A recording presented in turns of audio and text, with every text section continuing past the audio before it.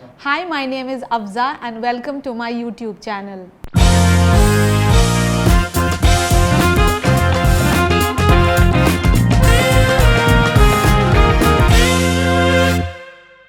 So Soneera, welcome to my talk show, if I might call this. Can you introduce yourself? Sure. My name is Soneera Sanghvi and I am a writer. I'm an author as well. I used to be a lawyer, then I used to be a journalist, and now I write for a living, which is one of the best jobs in the world. Yeah, and we play football together, so that's great. Yes. That's how we met.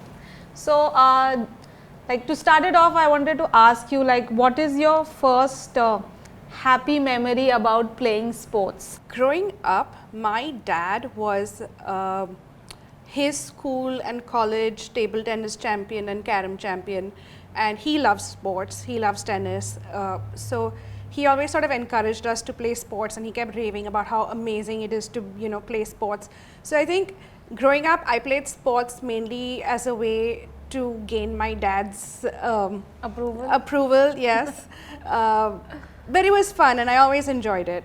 And I was in a school till 7th standard that only had throw ball. It was a girls' school, and that was literally the only sport apart from running that we could do. But then I moved to Jamnabai, and it was like the world was my oyster, because they had a women's football team, they had a handball team, they had a throw ball team, they had running and basketball and just a whole bunch of extracurricular activities that I didn't have at my old school. So ironically, I didn't get on the women's football team. I got on the throw ball team and the handball team. Okay. But it was so much fun, and I think that was the first time I just realized how much I like playing sports and how much fun it can be to be around other women and go for training together. We'd reach the school championships for handball, and then we went state level, so we went out of town together, and the whole thing was just such a fun bonding experience. But did this translate into your college as well, or like the sports was, whatever you played was limited till school, and then what happened after that? So we played handball in college as well. I was also on my college handball team. We also reached state level from college. Unfortunately, it sort of died in 12th standard, because by the time I joined BMS, handball wasn't, you know, a college sport at that level. I think it's one of the things that I regret the most is I stopped playing sports completely from 12th standard onwards until my 30s. Then I moved to USA, and I was studying there in law school. So again, life was really busy, and I think I could have found time for sports. I just got lazy about it. Then when I moved back to India and I started taking my son for football, I was looking at them thinking, this looks like so much fun. And luckily there were other moms who felt the same way. So we convinced our football sir to start a class for moms, and it was the moms class. It was Gary sir. So I have a notorious reputation amongst my friends, because anytime I meet new women who give me a sporty vibe, I'm like, you want to play football with us? We're always looking for new women to play, because that's the thing about football, right? It takes at least 12 women to play, so you're always looking for more people to join you. But the thing with it is, especially because we started off as a moms group, even though it's not anymore. Originally we said, okay, class can be on Sunday morning, because then dads are home and they can take care of the kids, and we'll squeeze out 1 hour. So I don't know why we do this, but somewhere subconsciously we were always trying to figure out pockets of time where we wouldn't be missed in the house by the kids, or, you know, general housework or whatever it may be. Then we actually lost a lot of moms when we switched to weekday evenings. Even then, there were moms who were coming because it was 6 to 7:30, which was the same time as their kids, so they felt they could. Kids were playing on the side and they were playing here, and it was okay because they were still around the kids. Yeah. But then when we switched from 7:30 to 9, we lost a lot of people, because and I also feel like, I don't know, men think this way or not, because when we are playing, I mean, we have one turf where all of us girls are playing, and the other 3 turfs are just either kids playing or working men, dads, you know, like they've come after work, they're taking their time out and they're playing, and probably their wives or whoever, everybody's in the house taking care of the house or looking after the children. So I don't know, like I also feel that women think about sports very differently once they have kids and everything. I mean, like you're saying, it's very difficult to find that pocket of time to play, but you kind of did. Like, do you encourage other friends to find this time to play with you? Yes, but to answer your question, can I put in a story? Absolutely, in the front of it? please. You know, I didn't realize how much conditioning it was until I broke it. So my husband would, since I've known him, right, and which is 20 plus years at this point, he's always just said, I am playing football. And it was a FYI. I realized that on Tuesdays and Thursdays, which is when we were playing football, I would message him at 6 p.m. and be like, hey, reminder, I'm playing football today. Hope it's okay and you can be there for the kids. And then at some point, I'm like, wait a minute, why am I doing this? Why am I saying hope it's okay, or why am I saying thank you for keeping the kids? Because it's his kids too, and he doesn't thank me when he comes home from football. It's just a given. So why am I not taking it for granted? And I started doing that, and it became like, it wasn't asking, it was, this is what I'm doing, and life will revolve around me once I decide that this is what's going to happen. So yeah, and I have encouraged as many women I know to do the same things. I mean, playing sports regularly and with conviction does take a little more effort, but yeah, I mean, everybody is different. Some people take it, some people don't take it, but I mean, that's the whole point of this channel, to encourage women to just, you know, drop their conditioning and just show up. I'm not saying that you have to like a sport and you have to, you know, play it every day. Absolutely. But just go play with the girls, and the joy you will feel will be very different. The interesting feedback I got was, you know, football is such a contact sport, and it can be aggressive. It doesn't have to be, but it can be, yeah. Right? And some of the women weren't comfortable with that, which I thought was very interesting, because maybe I'm just naturally aggressive. It didn't even strike me as a factor. But I have a friend who's really sporty, really fit. So I didn't think the running was an issue for her. And she's like, I just don't like tackling someone and trying to steal the ball from them. It's too much for me. I prefer distance and you know, non-aggression kind of thing in the sport. So I was like, huh, okay, that's interesting. I see your point. That's a new perspective also. Yeah. Like, I mean, right now I'm thinking about it. I wouldn't have thought of it. Yeah, exactly, right. And yeah. I was like, okay, I see it. It's a different point of view, but I see you. So, growing up, who were your sports idols? So, we watched a lot of tennis growing up. And I remember we had huge posters of Steffi Graf and Martina Navratilova in our room. My sisters, I have two sisters. So one of them was a Steffi Graf fan and one of them was a Martina Navratilova fan. So we always had that, and then along with Boris Becker and, you know, stuff. But mainly it was women in tennis.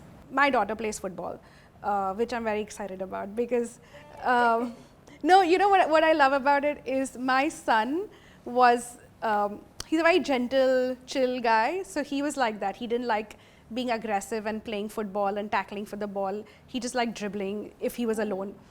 My daughter loves tackling. She's like, you tackle me, I tackle you back kind of thing. And I just love that about her.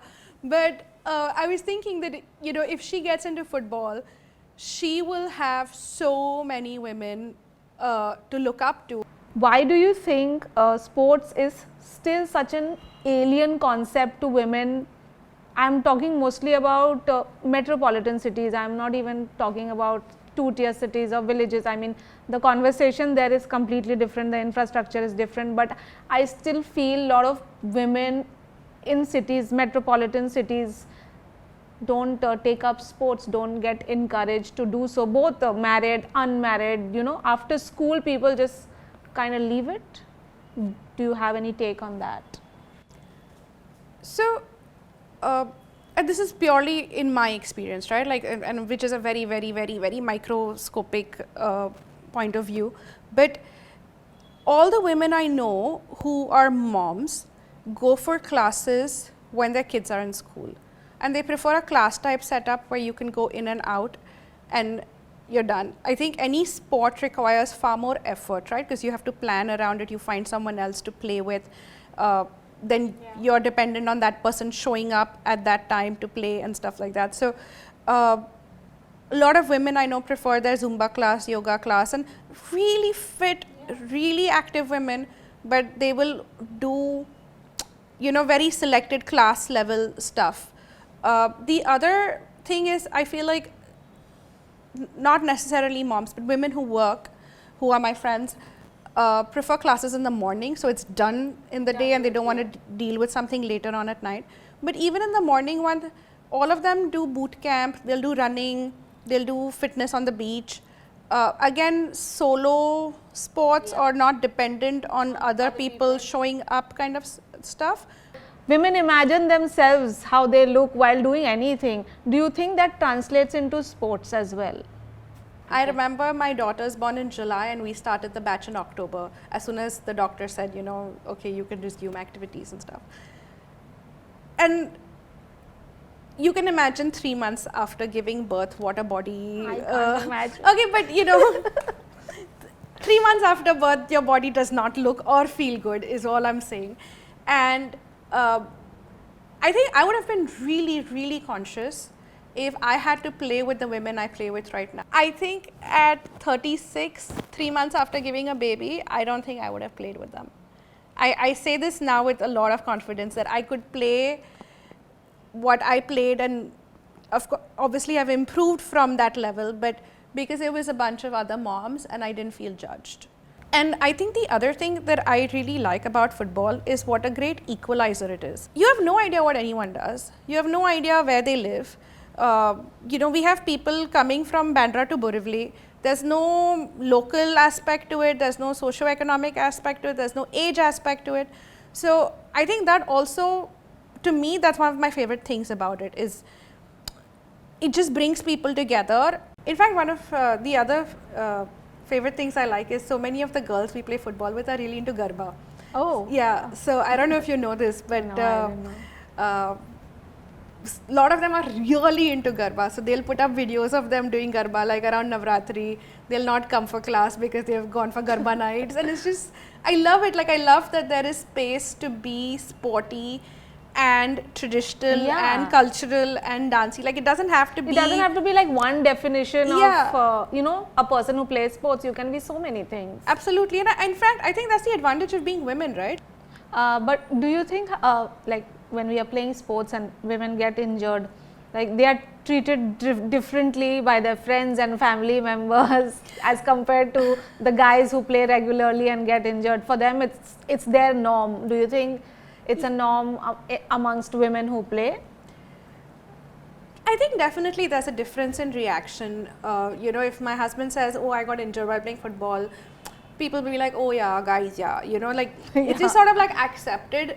Whereas if I say I'm injured for football, not that people judge it differently, but they're like, oh yeah, you play football now, like a lot of injuries happen now. Like, I get those kind of responses instead of a, oh, guys type thing, which I find so interesting, because like, I don't see how it matters. It's not your body that's getting injured, it's mine, and I'm still, you know, hanging, I'm doing everything to, you know, play, So the other thing is, I think when women, again, I'm only speaking from my experience, but especially married women who are mothers get injured, the problem is that apart from not being able to go into work, which is the same thing that would happen to men, it also significantly affects their ability to be a caregiver. Absolutely. Or take part in the house. And I think that then involves, especially when you're living with in-laws and other family members, there's this element of judgment that comes in. So I've seen it with friends where, you know, they've got a leg injury or a cast, very rarely, but it happens where someone has to wear a cast for a few weeks, or, you know, a rare time when someone got a cut on their head. And she knew that she was going to go home and the in-laws were going to say, क्या ज़रूरत है, you know, खेलने की क्या ज़रूरत है ये उम्र में ऐसे करने की, which I don't think they do that to men. Like they just don't, you know, like. I mean, my mom says that like every time she comes to know that I am injured, she's like, why are you playing? What is the need? I'm like, it's fun. But like a very dear friend, like he told me like, your playing injury is going to be a part of your everyday life. This is your normal now, accept it. You got injured, heal, go back again. So I found that to be so interesting and supportive. I mean, you don't hear that a lot from like a lot of people actually. Do you think sports has made you a better person, and if yes, how? I think it's literally the only me time I get in the week. My phone is not with me. I'm not around my kids. I'm not thinking about work. Completely switched off. And I think that definitely makes me a better person. I am definitely a better person on the weeks I've played football. I'm not cranky. I don't have pent up energy. I just have an outlet that's entirely mine. Like it's my world sort of thing. I think also it makes you respect other people who play sports, other people who are showing up to play with you, and just sort of appreciate the time and effort and commitment that and discipline, right, that it takes to play a sport. There's so many people drop out after a few turns because they're not able to keep up that commitment, and I think it definitely teaches you the value of commitment. There have been so many times when you've said in, life happens, whether, you know, I've had a kid puke on me 5 minutes before I've had to walk out of the house, and I've still changed and, you know, come after making sure she was settled. But the point is, I have a commitment to 10 other girls that I've made that I will show up, and you learn to keep that. So definitely discipline, commitment, all of that. I think in general, it also, it's taught me letting go. Like there have been so many times when I've played and I've thought of someone as mean or, you know, whatever, because they're on the opposing team and we've, you know, been on opposite sides of the conflict, but the next week they're on my team. It teaches you to be fluid, right, to not hold on to stuff, because I mean, that is something I learned through football, because I felt that I had become very rigid, and then football just made me like, yeah, theek hai. Next game. It's like that. Yeah, and you shake off your losses. You know, you even that whole resilience, persistence. You have a bad game, you come back next Thursday and you say, I don't want to think about it. This is a new game today. So all of that, like I think it's very character building. All sports are, I think, character building. All sports or any kind of activities. I mean, we are speaking here right now because we are biased towards sports. That's why we are like sport. But I know a lot of women are not into sports, and it's totally fine. Go do your thing. It's very important that no matter what you do, just take out an hour or two per week for yourself. That personal development is so important, because when you develop like that, you will develop better in a community as well. For sure. I mean, and playing sports definitely enhances that. Maybe an individual thing might not so fast, but yeah, I mean we are biased to sports, that's why we are having this conversation, but like the whole point is just for women to get out there and, you know, play, paint, dance, cook, Absolutely. do whatever Play you want garba. to do. Play garba. Do what you want to do. Absolutely. Play, paint your house. For sure. And I again, you know, I am, my point of view is different because I have kids, and more so because I have a daughter. But I think it's just so important for kids to see a mom taking that time out for themselves, whether it's for painting or garba or football or any sport. But seeing your mom have something that she's passionate about, and you can see that it's such an effective role model on all of the qualities that we just talked about, right? Because all of it takes commitment, it takes discipline, and you're role modeling that behavior for your child. Absolutely. I would like to end with this question for people who will watch this in the future, I hope. And like, you know, there are so many people who want to play sports, but there is some hesitance in them which is stopping them to do that. So what advice would you like to give them, you know, so that they can pursue whatever their fitness goal or sports goal is? Like, what would you like to tell these people, these women you've not met? You know, how would you encourage them? Just start. I started training for my first 10K when 2-3 years ago, and I can't run to save my life. I can do short sprints for football, but I can't run 10K. I can't even run, or I couldn't even run 5K. The first 10K I did took me 100 minutes. That's 10 minutes, huh? So that's basically like walking. But I wasn't walking, I was jogging the whole time. But the point was, I told myself, no, I just want to finish the 10K. I just want to get to the finish line. So it doesn't matter your fitness level or you know, what you're wearing or how you're looking, because at the end of a 10K, everyone looks like crap. And just start. Like just make a promise to yourself to start and keep that promise. It doesn't have to be running, it doesn't have to be football. It can literally be anything that makes you happy. But if you find something that makes you happy, for me, I realized that I enjoy sports more as a form of exercise than an aerobics class or a Zumba class. But find something that makes you happy, and trust me, the whole process is so worth it. Then it doesn't even feel like a commitment. That's great. Thank you so much, Soneera, for doing this. And yeah, I mean, sports is great, football is great. I hope Kick like a girl. yes, absolutely.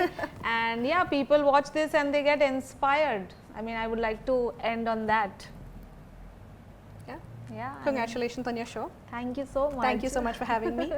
You're my first guest. Hey guys, if you enjoyed this episode, please like, share and subscribe to my YouTube channel. Till then, keep playing.